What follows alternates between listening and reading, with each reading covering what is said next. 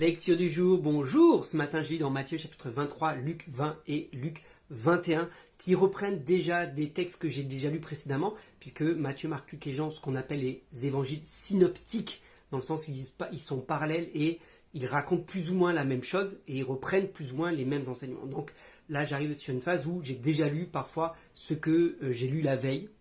Aujourd'hui, j'ai lu pratiquement la même chose que j'ai lu la veille dans d'autres évangiles, mais c'est quand même intéressant parce qu'il y a toujours un angle un peu différent, une approche différente, et de toute façon c'est toujours bon de lire et de relire et de relire les choses parce que c'est le meilleur moyen pour que ça ancre.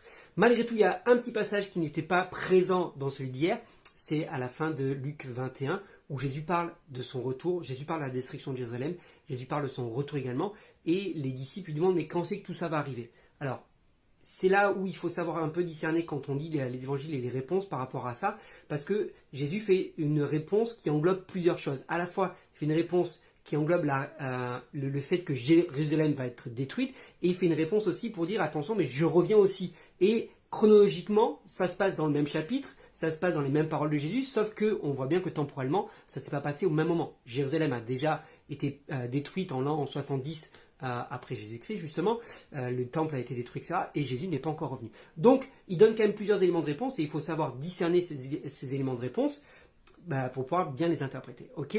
Donc, mais il donne un élément important, c'est concernant le figuier. Il donne l'image du figuier. Il dit quand vous voyez le figuier qui commence à sortir ses feuilles, vous savez que la saison de l'été est là. Et Jésus dit, ben voilà, il faut savoir discerner les événements qui sont autour de vous. Quand vous voyez tous ces événements que je vous ai plus ou moins décrits, et là, il faut faire le distinguo entre les événements qui étaient prédits pour Jérusalem et les événements qui sont prédits pour son retour. Ok, quand vous verrez tous ces événements en train d'arriver, alors vous savez que je reviens bientôt.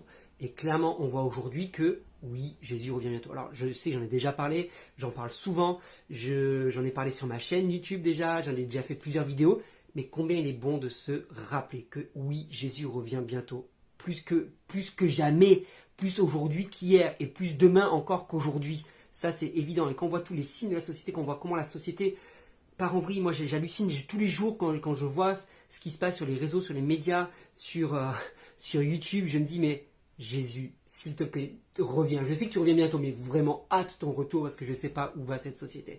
Donc on a besoin de se rappeler que Jésus revient pour ne pas s'endormir, pour être resté vigilant, pour rester éveillé, ne pas se laisser corrompre par cette société, par la mentalité. Quand je parle de la société, c'est surtout par la mentalité de ce monde. Ok?